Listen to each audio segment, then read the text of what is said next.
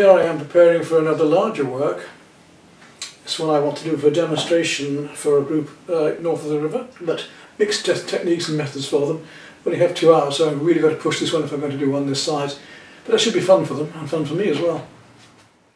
We'll start with the photograph that I've taken and then readjusted on the computer software, not only for the composition but also for the texturing and the colours. Then I've taken a figure because I wanted a figure in the scene and flipped that figure to suit the scene correctly. After that I can place the figure into the scene, as you'll see here, and you see what a difference it makes in leading the eye in and giving focal points. There's the happy news about patchings this year. Duncan, would you like to tell us about it? Yes. Friday the 12th of July, 8 o'clock at the cattle market, 8:45 at Walkington Pond, well just beside it actually, and return by 6 o'clock, £25 including entrance. And we use the photograph. It's what happens here that matters. It isn't important that we end up with a lighthouse in Brig 1 foot to the left or right. Constable moved his trees. If you look at his hay wain, they're moved 30 feet. The trees are still there, you can see them. It's what happens here at the end that matters. We want to observe, we want to use this. Being an impressionist, I tend to paint about light, atmosphere, mood, and I've also got to be very aware these days of contemporary work, that people on their walls are going much more for the more abstract or contemporary, and I work in between, as Hashim does. I tend to be, I mean, I can paint very figuratively, but you know, I could paint down to photographic if I want to do that. That isn't my wish to make a large photograph. It's to use that for my pleasure, for the abstraction of the colours, the light, the mood, the atmosphere. And I paint very loosely because I'm very gestural and I want to enjoy. Right, if you start loose, you can finish tight. You can't start tight and finish loose, can you? It's almost impossible to go backwards. The simplest way to paint, this is my years of giving people, you know, information to help them to get along. In fact, I wasn't sure, it wasn't one art society I did near here where I brought this up, but everything should be treated in the same way all over. If I have a colour on my brush, I'll put it on. If it's here and here and here, I'll do that. The whole painting will be kept going. Do not finish one part of a painting, because when you get to that part, that'll be wrong. Keep the whole thing going. So we put the right colours in the right places, right shapes, relevant one to another. Doesn't matter whether it's a rose, doesn't matter whether it's a dog. You do that painting and put the dog in later and treat that dog differently, it stands like a sore thumb. And in a painting like this, we've got the armoury of light next to dark, warm next to cool, rough next to smooth, colour circle, complementary colours, and of course our good old pal, the colour hues, good old hue, that every single colour has a warm and a cool, that in there my lemon yellow is a cool and my cadmium yellow is a warm. And I'm going to play those opposites tonight together. I'm going to play these lights and darks and the warms and cools of each colour, even though they're sort of very briefly.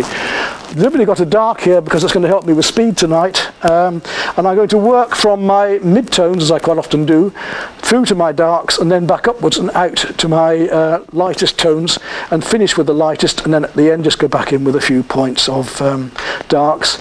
Beauty of the filberts and the flats as well is that we can work not only flat but also at an angle.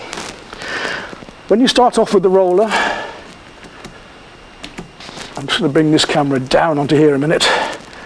Unfortunately you can't see this in there, but when I did this for Grimsby they were able to link in and they could see it happening. I am going to mix the paint in here, and then I'm going to roll my roller through the brush onto the base of the palette. Yep, that gets all the paint out of the brush and it gives me a nice even rolling. It's not just mix and then roll. Dampen the roller a little first as well.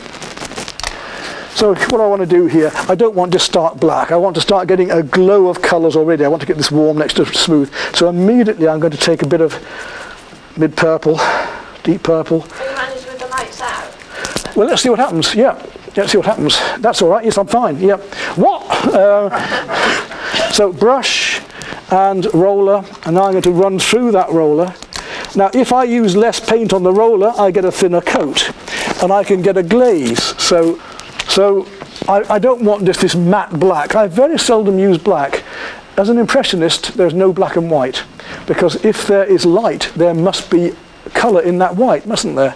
blue light from the sky, yellow light from the white light, whatever, there's going to be a reflection, and black is the same. If there is light, there's going to be reflection in colour. I do, though, tend to use black, especially in some of these more designer ones, at the end, because black gives me a lovely deep warm. I make my blacks by using very deep blue and brown, so I'll use Prussian or purple and sienna and so on, and then I'll play other colours around that. So we're going to get a slight glow now. Now this is going on quite thinly, and I'm going to just, on the photograph, if you've got the photograph, you don't see much of this, but you can see the marks we can get already just by, now I've got a bit of difficulty here because that light's going to reflect and I'm having a job to just see. So nice big strokes at the moment here. Now it goes a little bit lighter there. Have I got it anywhere else? Yes, a bit more. While it's on, whenever it's on here, I've got to use it down to there. Right, so I'm going to put the right colours, or approximately the right colours, in the right shapes, in the right places, just to start off with. And it's just my jigsaw method. Wherever it is, then I'm going to just block it into those places at the minute. I've got some ideas for down here that are further, so we'll go into that later. And I can put one colour over another, so I can put this as an underpainting here and then work over the top in just a moment. I can use a brush whenever I want. Sometimes I go in with the faces and just slap the faces in very quickly. You see how that's sunk into that black now. When I varnish that, that's going to come back. I'm not happy with that, so I want it to be a lot cooler. I'm going to take some Prussian blue into there. And just change it without even, because the colours are strong enough, don't even have to. I want to get much more of a glow here, so I know that's going to sink in more yet. Now I can always go back over with black later, so she will just appear as part of the painting. And all I want at the moment is an effective light. We often do this with watercolour painting too, and I'm teaching that. Use your fingers whenever you want. Use hands, use sponges, use cloth, use whatever you want to have fun with. Bigger the painting, the bigger the roller, I guess. You could do a wall, you could have a great big roller, couldn't you? Be splashing paint everywhere, have great fun. The idea is to have fun, yes, to enjoy. Not too worried what happens there yet, because I can come back in with a brush. I do all this loose work first, and then I come back in with a brush afterwards. When you varnish it, what do you varnish it with? I'm using an SAA tin of varnish called Cobra. It's about 10, 11 quid a tin, and it's a water-based varnish, so the beauty is that I can paint into it again if I want to, and it will go over oils fine. I wouldn't use mastic. I do use Winsor & Newton retouching. I used to, especially on oils, because you can retouch the oils and you can clean it off. Once you put mastic on, you've had it. And with acrylics as well, it's so fast drying. That's a lovely colour. Look at that. Oh yeah, look at that lovely colour. Look at these nice effects we can get, look, just by glazing over the top. And I want to get a little bit of glazing just to, now we're indicating here, we're doing an impression, so here we've got this little bit of lighter colour there, we've got just a little bit of the indications of these.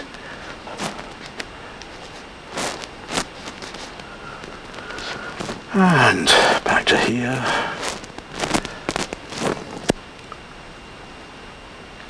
You can use the edge of the roller to smudge as well, don't have to stick with. So I can not only put the paint on that way, I can use the edge of the roller that way to give my slight smudging. A little bit of white into that yellow ochre, not too much, but I know where I want it. And let's hope that I've got enough there that I don't need to change my... This is where I should normally be going and cleaning the sponge, but I'll see if I can get away with it. There we go.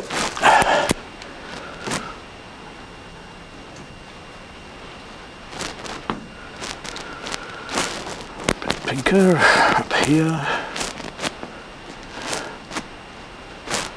It should work fairly well from a distance anyway, from where you are there. We'll gradually start to see things in a minute. And again, I'm letting the colours mix on the roller. Get you know, we use the accidental effects. Don't be precious, don't worry about it. I'm the one that's got to worry, I'm the one that's going to look a fool here. Don't work. You're alright. Push those colours, enjoy. I'm going to worry about it, that's going to work out in the end. Just want to enjoy these lovely shapes and colours together there in the atmosphere. She's looking a bit skinny because she's out of proportion slightly at the moment, but we'll change that.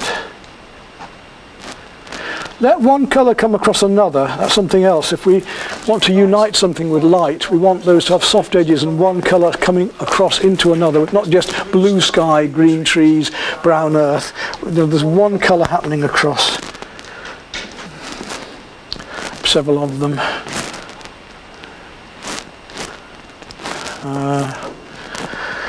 Where are we now? Right, it's time to start really whacking in some colour, I reckon. I'm going to start having some fun now. Then I will need to just wash my palette before I go a lot further. I thought about this earlier. I thought, how am I going to use that tool to have some fun tonight? And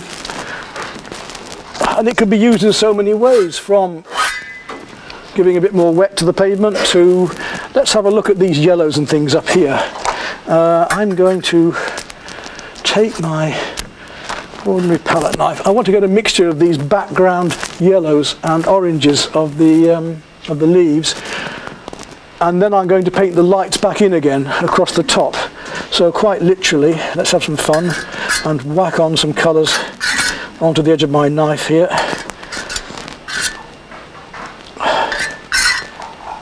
Now, this might seem mad at the moment, but hopefully later on it'll make more sense. Where are we now? Coming down to here. And you might think, what? What's he doing? I think later you will see.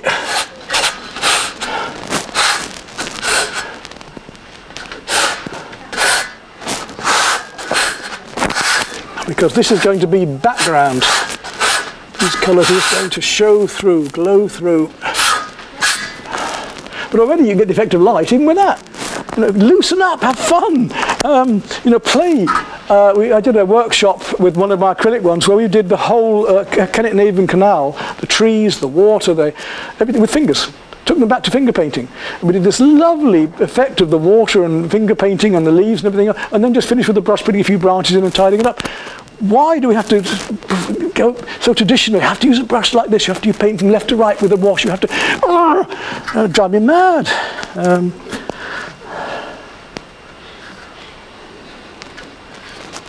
Yeah, we're going to have fun.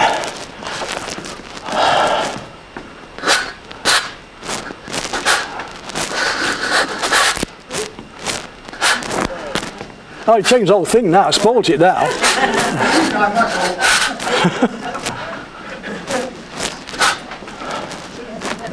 Yep. Right, have your tea, I'm going to carry on.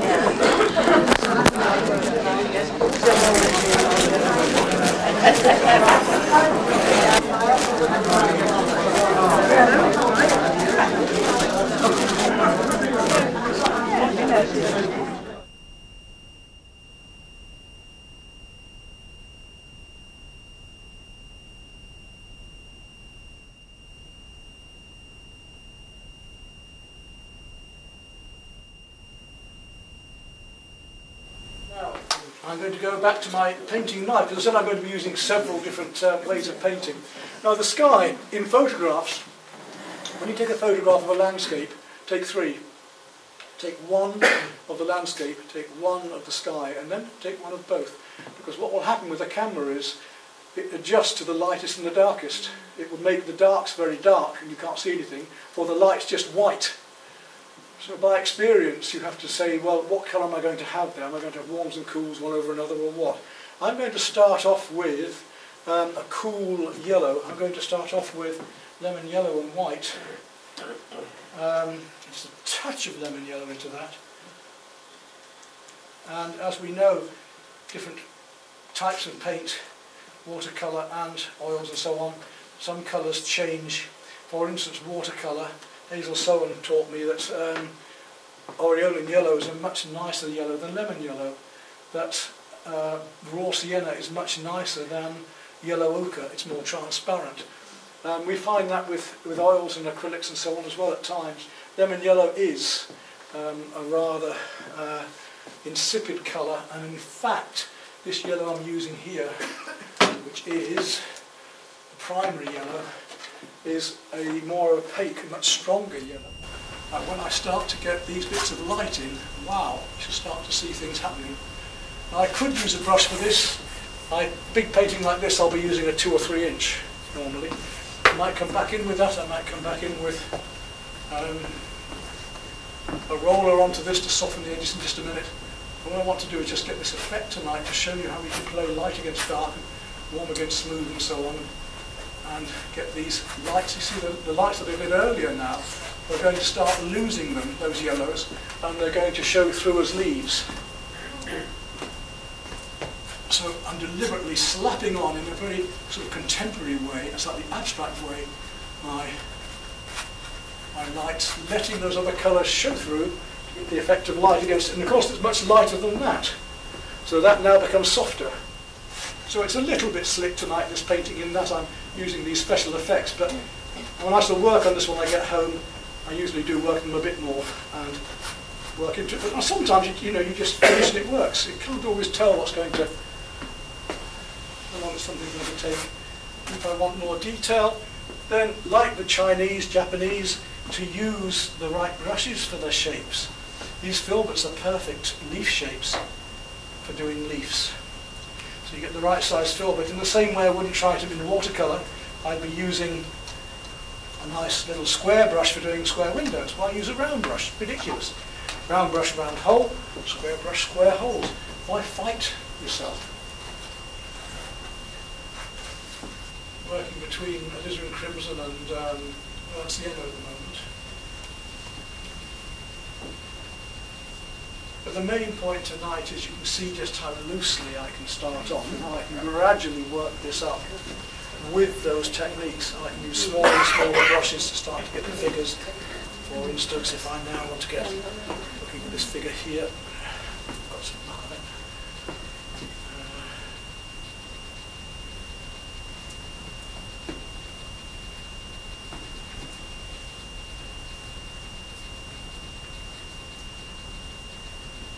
Indicate some figures and gradually pick them out.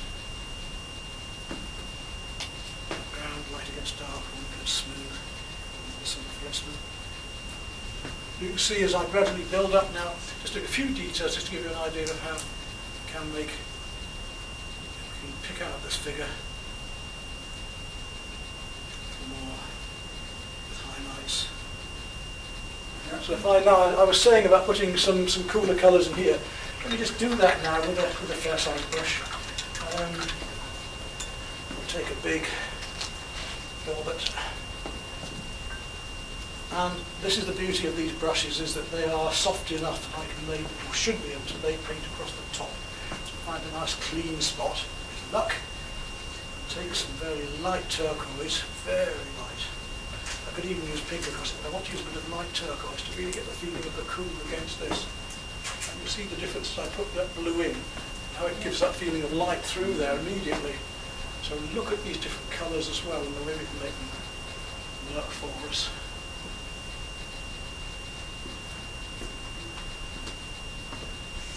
This is the broken colour business, one colour against another. Of course it will look totally different when I get it home as well because of the artificial light here.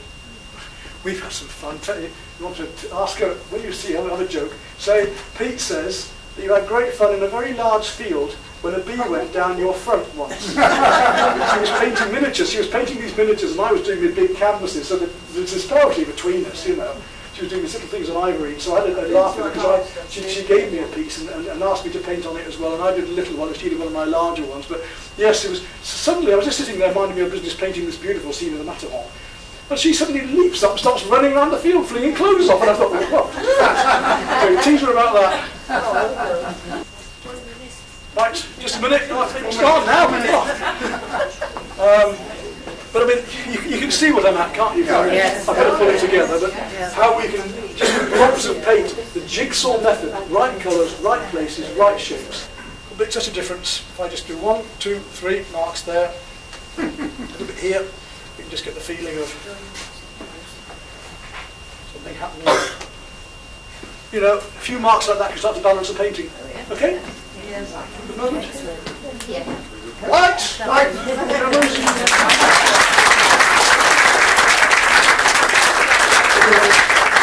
why you're all going to be on YouTube. Can you just get it right together? Great. Yeah.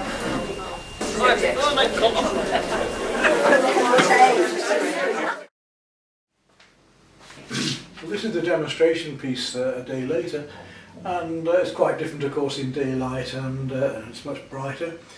I can see nice lively things happening. I do like some of the design of it. The drawing of her is not quite right, but there's some very nice marks in this. But I want to work into it more and take it further yet, so we'll see what we can do in the next hour or so and how far we can get to complete this piece of work to my own satisfaction.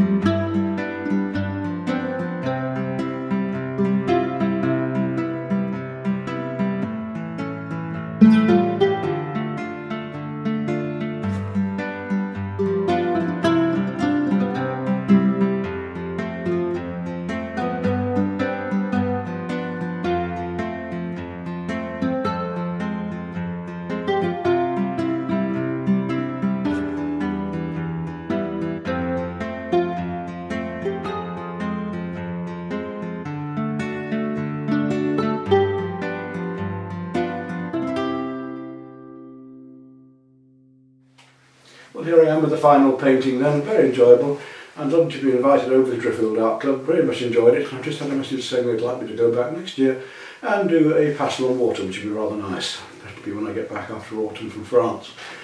At home, mixed ways of working then, palette knife or painting knife, brush, and a great big plastering trowel, and fingers as well, so it shows how much fun we can have being loose, doesn't it?